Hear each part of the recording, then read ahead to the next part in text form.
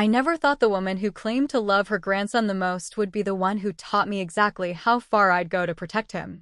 3 months postpartum, I thought the hardest part of becoming a mother would be the sleepless nights, the 3 a.m. feedings, maybe even the occasional cry in the shower from sheer exhaustion. I never imagined the real fight would come from within my own family, or rather, the woman who couldn't accept that her son had grown up and married someone she didn't control. I'm Rebecca, 30 years old, freshly navigating the tightrope walk of motherhood. I wasn't new to hard work or responsibility. Raised as an only child, I'd built a career in finance, climbing high enough to out-earn my husband, David, a fact I never thought would bruise egos. He had suggested paternity leave so I could keep our household afloat financially while he cared for our newborn son. I thought we were partners, a modern team. But then she arrived. David's mother, Eleanor, called me the morning after my son was born. "Just checking in, dear," she said with that saccharine tone that always felt like a blade sheathed in silk. "It must be so overwhelming for you." "I'm getting a ticket to New York right away." "I think we're doing just fine," I replied, balancing my phone between shoulder and ear as I cradled my baby.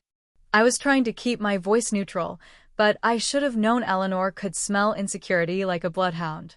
"Oh, Rebecca, you know you've never raised a child before." And just like that, she dismissed my instincts as a mother. It wouldn't be the last time. She flew in, 1,000 kilometers away, under the guise of helping. The first few days were tolerable. She stayed out of my hair, cooed over the baby, offered to cook a meal or two. But there was always something in the way she watched me hold my son. A small shake of her head when I didn't burp him exactly the way she liked. A sigh when I laid him down to sleep without the ancient family blanket she insisted on using. Then she dropped her first real grenade. "Rebecca, I've spoken to David. I think it's best if I stay here to help raise my grandson. You know, at least until the baby's properly adjusted." I froze. David didn't mention anything about this. "Well, of course not. He didn't want to upset you. But you've got work to focus on, and he could use the support." She smiled then. "Sweet. Poisoned honey." "No. That won't be necessary," I said, my tone clipped, careful. "David is doing great. He's the one who wanted to take paternity leave." Her eyes glinted, sharp. "But you have no idea what you're doing." The words struck like a slap. My fists clenched at my sides. I should have known it wouldn't end there. Eleanor claimed she'd stay, just a few more days. A week passed. 2. A month. Every conversation about her leaving was met with crocodile tears or guilt trips. She was only staying to help. Didn't I care about my son? The resentment built like steam under a lid. The day I finally snapped, it wasn't even a fight. It was a reckoning. I told her firmly, politely, even, that it was time for her to go. She wasn't helping. She was overstepping. If I'd been the one on maternity leave, I reminded her, she wouldn't have flown in at all. That's when she showed her teeth. "You're a slob of a mother. Abandoning your child for work. Leaving your husband to do everything." It took everything I had not to scream. Instead, I packed her bags for her, dragged them to the front door. I stood between her and the life I was building, heart pounding. "You can leave on your own, or I'll call the police," I told her. Calm. Cold. Eleanor left. For a while, everything felt like it was healing. David was adjusting. Cooking meals, keeping the house decent, caring for our son. But then I came home early one day. The apartment smelled like rosemary chicken. David was in his chair, headset on, gaming away. And there, standing at my stove, was Eleanor, cooking dinner. Like she never left. "When did you get here?" I asked, my voice slicing through the silence. Neither of them answered. I wasn't stupid. The account withdrawals, $650 at a time. I thought it was groceries, baby supplies. But the math never added up. Turns out, Eleanor never left New York at all. She'd been living in a rented room in the building next door. Funded by our money. By my work. The betrayal burned, But it wouldn't be the last flame I'd have to walk through. Because this was only the beginning. The silence that followed my discovery of Eleanor back in my kitchen was deafening, but it was the silence of complicity. They had both betrayed me. My husband, the man I trusted to hold our fragile new family together, had opened the door and let her in not just physically, but into the very space where trust was supposed to live. I stood there, my mind racing through every moment I had questioned myself. Every time I had wondered if I was being too harsh, too unyielding. But the evidence was undeniable now.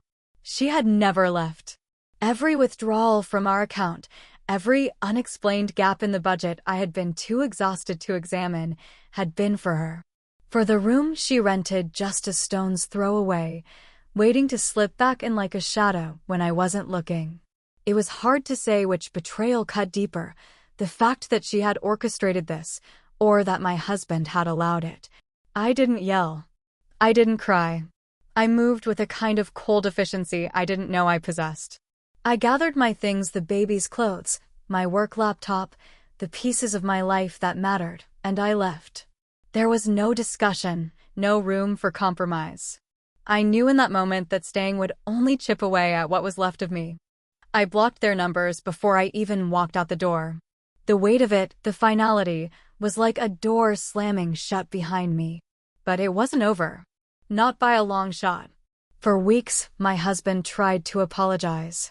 His messages came through every channel he could find: email, social media accounts I rarely used, even handwritten notes slipped under the door of the temporary apartment my company helped me secure. He promised she would leave, that this time he understood. The desperation in his words almost made me believe that he had finally seen the damage he had done.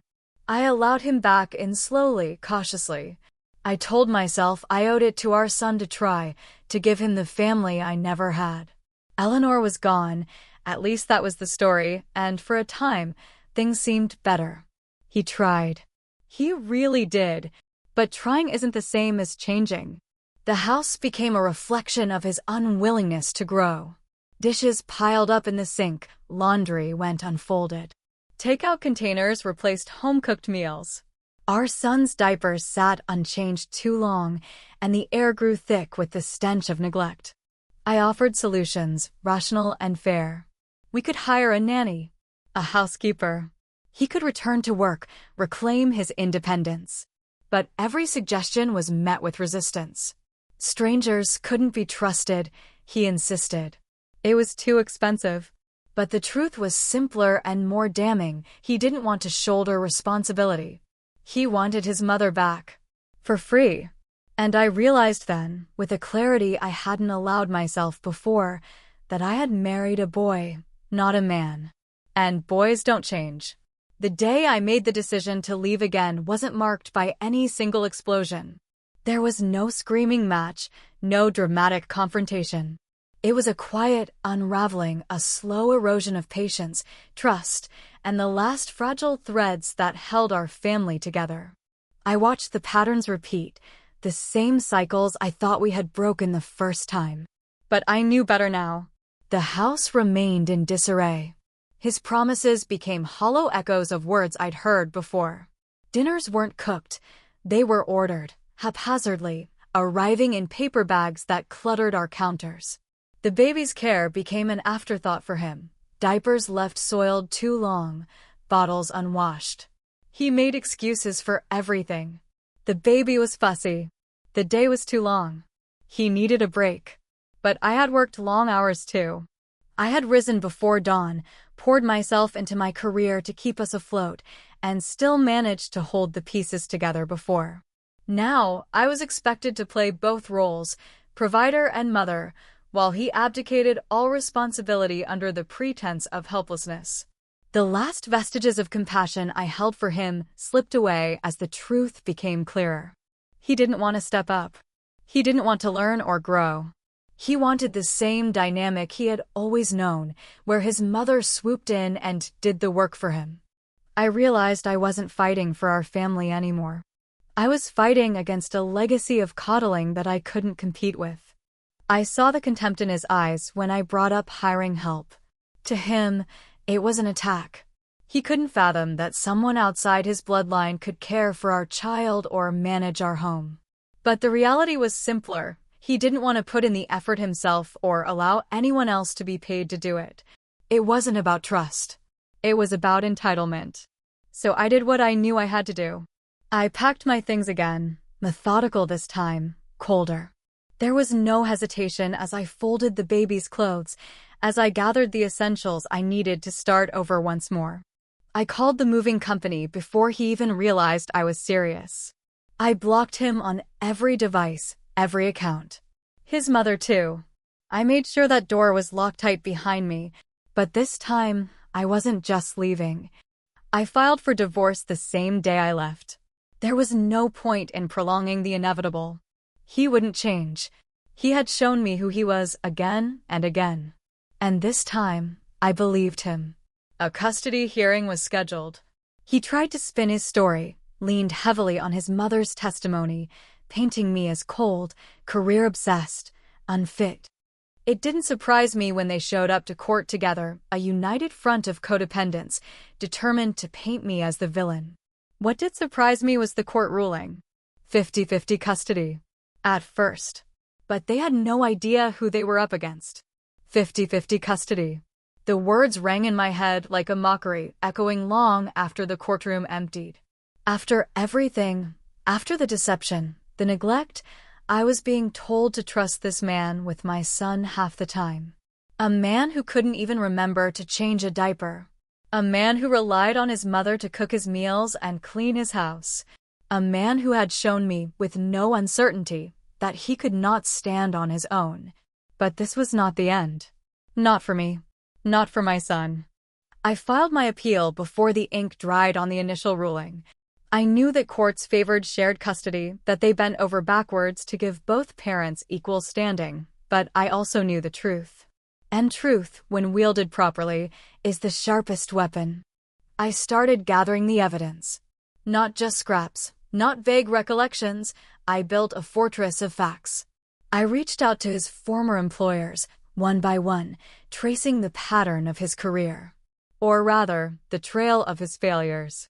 I requested formal statements, records of his terminations, character assessments that laid bare a portrait of a man who refused accountability. What I uncovered startled even me. Years of job hopping, never holding a position for more than a year, sometimes only a few months. Chronic tardiness, frequent absenteeism. At one job, a supervisor detailed how he regularly passed off his tasks to others, disappearing for hours. Another described him as disengaged, resistant to feedback. The picture that emerged wasn't just of a lazy man, it was of a man incapable of sustaining even the most basic adult responsibilities. But the real crack in their facade came when I dug deeper into his past. 8 years ago, a banking position. A quiet incident, one that had never made it to the courts, but one that left a stain. He had mishandled client funds. Nothing grand enough to make headlines, but enough to be quietly removed, enough to be blacklisted from similar roles afterward. It was a small scandal swept under the rug, but I dragged it back into the light. Piece by piece, I built my case. Financial records, proving that the steady stream of $650 withdrawals wasn't for groceries, but to fund his mother's hidden apartment. Testimonies from neighbors who had noticed Eleanor coming and going, slipping in through the back stairs as though she belonged. Screenshots of timestamps from his gaming accounts showing hours spent online while the baby was left unattended. I submitted everything. Every damning detail, organized, documented, irrefutable.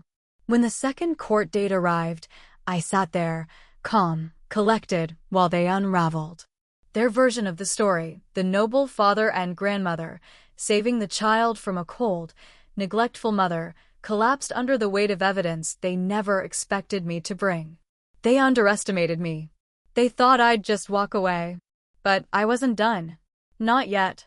Walking back into that courtroom, I felt nothing but resolve. I wasn't the woman they had painted in their stories. I wasn't the negligent mother, too focused on her career to care for her child. I was the woman who had carried the weight of an entire family while her husband let it crumble beneath him. And now, I was here to make sure the court saw it too. He sat there with his mother beside him, just like before, a duo built on denial. Their posture oozed confidence, or at least the hollow shape of it. Eleanor clutched her handbag tightly, dressed as though this performance would play out like the last. But this time, the script was mine. The judge listened as my lawyer laid it all out, methodically, with precision. There were no theatrics, just facts. A timeline of negligence that couldn't be argued. A pattern of irresponsibility so consistent that it spoke louder than any defense they could muster. The records from his past employers were damning. Each letter, each report, each testimonial a stone in the wall I was building. Tardiness, absenteeism, refusal to accept responsibility. But it wasn't just professional failings. It was the clear proof that this man, my son's father, had never been capable of sustaining even his own life, let alone the life of a child. And then came the financial trail. Those weekly withdrawals, lined up against grocery receipts that didn't match. Against timestamps of gaming sessions that stretched into hours when he claimed to be hands-on with our son. Against the rental agreement I uncovered, Eleanor's name, the address just 1 block away, paid for with the money I had earned. The final blow came with the incident from 8 years ago. That quiet stain on his record, the embezzlement swept under the rug. It was small, barely a whisper in the larger mess, but it was enough to show a pattern.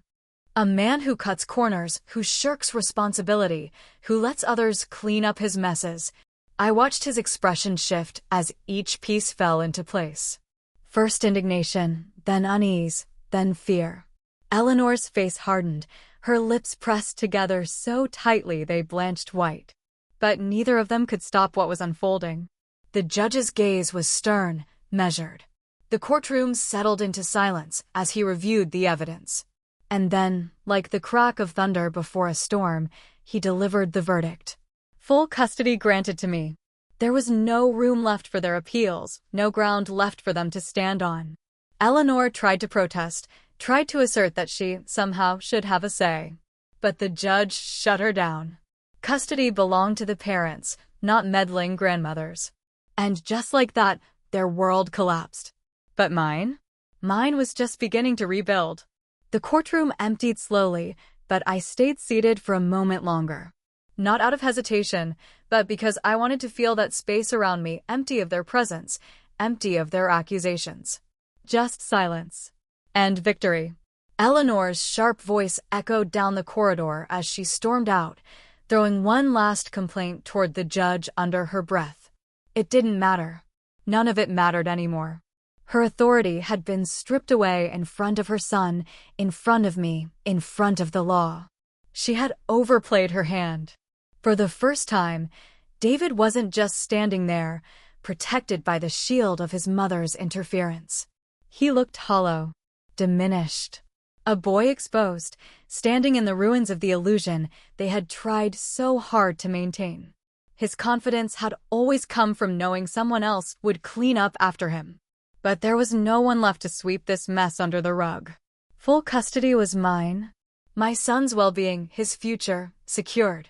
No more shared weeks, no more back and forth. His life would have structure, stability, something neither David nor Eleanor had ever offered. They didn't go quietly, of course. Eleanor tried to appeal, made a desperate attempt to claw back some control. But the judge was clear. This wasn't her fight. She had no standing. Her presence had always been an overreach, a grasping hand where it didn't belong. And now she was forced to watch it all slip away. David followed her lead for a time. More messages, pleas disguised as apologies. He blamed his mother, then himself, then me. It shifted week to week as though any of those excuses would make a difference. But by then, I didn't even respond. I let his words drift into the void. I had blocked him from my life in every way that mattered, leaving only the necessary legal channels open. No more personal conversations, no more explaining why I wouldn't tolerate his chaos. The court had spoken. That was all that needed to be said. I settled into my new life with my son. The apartment my job helped me secure felt more like home than anything we had before. It was filled with calm routines, naps, soft lullabies, bottles washed and lined neatly on the counter. I hired a nanny who cared, who treated my son with kindness and consistency. A cleaner came twice a week. The house stayed warm and whole. I reclaimed the parts of me that had been buried under their mess. I worked, I mothered, I rested. There was no one left to question my choices, to suggest I wasn't enough. Eleanor and David? They faded into the background. I imagined them in that too-quiet apartment, stuck with each other, no one left to blame but themselves. Their empire of denial had fallen. But I was just getting started. Even after the judge's gavel fell, even after the appeal was denied, they couldn't let go. Eleanor, especially, clung to the belief that somehow, if she pushed hard enough, the world would bend back to her will. She sent letters, handwritten, desperate things, stuffed into my mailbox as though they held any power. Pages filled with proclamations of love for her grandson, of how I was tearing apart a family. She used words like selfish, like ungrateful. But I didn't read them past the first few lines. I threw them away, unopened, like the remnants of a life I no longer belonged to. David tried his own tactics. There were requests to meet, veiled in concern for our son. He spoke of birthdays and holidays as though they gave him a right to access. But his concern always sounded like obligation, like the echo of something he'd been told to say. I didn't deny him legal visitation, of course. I followed every ruling to the letter. But there was no warmth left in those exchanges. No space for manipulation. He arrived, he left. Transactional. Bare. Their grasping attempts to rewrite the narrative extended to the people around us. I heard through mutual acquaintances that Eleanor played the victim well. She spoke in circles about how her family had been torn apart by a cold-hearted career woman. But I had my own voice now. I had the truth, and I had the proof. I didn't hide. I let the people who mattered see what really happened. I shared the story with the right words, the right timing. Not out of vengeance, but clarity. The neglect. The deceit. The lies that propped up their fragile world. There was no smear campaign to defend against. It collapsed under its own weight. But the real victory wasn't in public perception. It was in the quiet moments, the small freedoms I reclaimed. Bathing my son at night, his soft giggles filling the apartment. Early mornings with coffee in hand, watching the city wake up from my window, knowing I had carved out this space for us. I had escaped their cycle, the generations of coddling and enabling. I had given my son a clean slate. Eleanor still believed in her own power. She made one last attempt, appearing at the courthouse unannounced. She tried to insert herself into a visitation discussion, acting as though she had any legal standing left. But the judge shut her down again. Her presence wasn't needed. Her voice held no weight. She had lost. Completely. As she walked away that day, her shoulders hunched, her gaze low, I realized something. She wasn't just angry. She was empty. She had built her identity on controlling others, and now, stripped of that, there was nothing left of her. Just the echo of a life lived through someone else. I, on the other hand, was standing taller. And I wasn't done yet. After that final courtroom appearance, their presence in my life became less frequent, but no less desperate. Eleanor, stripped of her legal standing, found other ways to haunt the edges of my world. Whisper campaigns, passive-aggressive remarks sent through distant acquaintances, all aimed at painting me as the villain. The woman who ripped a child away from his loving family. But her words rang hollow because they no longer held the authority they once did. I knew the truth. More importantly, so did the court. David's visitation rights remained, though diminished. Every interaction during those exchanges revealed more of the boy beneath the man. He stumbled through the motions, trying to piece together the role of a father. But it never fit him right. His visits became inconsistent, his effort fading as reality set in, that he could no longer use our son as a pawn to prop up the life he wanted but refused to build. I watched the weight of responsibility wear him down. Without his mother managing the details, without me filling in the gaps, he was exposed. Each forgotten appointment, each missed call, each awkward handoff in the neutral space of the nanny's presence, it all painted the same picture. He had been propped up his entire life, and now that the scaffolding was gone, he couldn't stand on his own. But I wasn't content with the silence of victory. I needed closure. Proof that I hadn't just imagined the depths of his irresponsibility. So, I kept gathering. I requested formal records from each of his previous jobs, the details already haunting him but never fully revealed. I contacted HR departments, supervisors, anyone who had documented his pattern of failure. And what I compiled turned out to be worse than I expected. Late reports. Missed deadlines. Projects abandoned. His work history wasn't just a patchwork of jobs, it was a series of unfinished commitments, evidence of a man who never followed through. And there, buried in the past, was the embezzlement case again. The whispers from 8 years ago now confirmed in writing. A quiet termination, a company eager to avoid scandal, but the truth preserved in files they never expected anyone to request. I organized it all. Not to shame him publicly, that was never my goal, but to protect my son. To ensure that if he ever tried again to rewrite the story, the facts would stand taller than his fiction. The documents formed a wall between his version of the story and the truth, and I felt lighter with every page I added to the file. David faded further. The visits became sporadic. His mother's influence waned. They were no longer a united front. They were two fractured people, orbiting each other without direction. While they unraveled, I built a stable home, a career that flourished, a life for my son where love didn't come with conditions. And I knew the real reckoning was still to come. The weight of the evidence I had gathered didn't just serve as a safeguard, it became the foundation of my final move. I knew David and Eleanor wouldn't stay silent forever. People like them don't surrender easily. Even stripped of custody, even discredited in court, they still clung to the hope that their narrative could overpower the truth if they just said it loud enough, often enough. When David began missing more scheduled visitations, I documented every absence. Each no-show wasn't just a broken promise, it was proof. Proof that he wasn't committed, that his interest in fatherhood was conditional. Eleanor stopped appearing entirely, her influence shriveled down to snide remarks made through mutual acquaintances, but her absence was its own confession. I anticipated their next move, prepared for it before it happened. It came in the form of a petition. David requested a modification to regain more custody time, citing improvement and commitment. A desperate grasp for control. He didn't expect me to be ready, but I was. More ready than ever. When we stood before the judge again, I let the documents speak.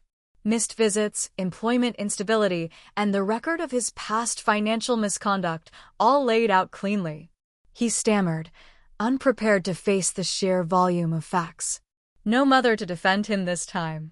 Eleanor stayed away from the courtroom, a sign that even she had begun to understand how futile this was.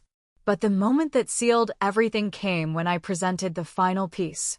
An affidavit from one of David's former supervisors, stating not only his habitual tardiness, but the fact that he had frequently left work early, claiming family emergencies that never existed. Lies stacked on top of lies, all to avoid the basic responsibility of holding a job. The judge didn't raise their voice. They didn't need to. The disappointment in their eyes as they read the report was enough. The custody modification request was denied. Not only that, but a review was ordered to evaluate whether David's limited visitation should be reduced further. His face crumpled, not with rage, but with defeat. The realization that no amount of pleading or posing as a committed father would overshadow the truth. His world had been built on the assumption that someone else would always save him. No one was coming to his rescue now. Eleanor tried one last time to interfere. A letter to the court, offering to act as a support system for David and our son. She framed it as an act of goodwill, but the judge dismissed it outright. She had no standing, no legal voice. She was nothing more than a meddling figure from a past that was finally being erased from my son's future. Their collapse wasn't loud. It was slow, inevitable, a hollowing out from the inside as their lies crumbled under the weight of the truth I had built, piece by piece. And I stood, steady and whole, watching it all fall. When it was finally over, when the last petition was denied, the last attempt to claw back control extinguished, I felt something I hadn't known in years. Stillness. Not the brittle, anxious quiet that comes before the next storm. This was deeper. A silence that stretched wide and steady, like standing on solid ground for the first time after years of balancing on a fault line. The tension in my shoulders eased. The air in my apartment, my home, felt lighter. It smelled of lavender and clean linen, not the stale residue of arguments and broken promises. David faded entirely. His visits trickled into nothing. First, a string of reschedulings. Then silence. No calls, no messages. I stopped chasing. I stopped expecting anything but his absence. And with that acceptance came peace. Not the peace of resignation, but the peace of knowing I had done everything I could. I had fought, not just for custody, but for the life my son and I deserved. Eleanor vanished into the background, too.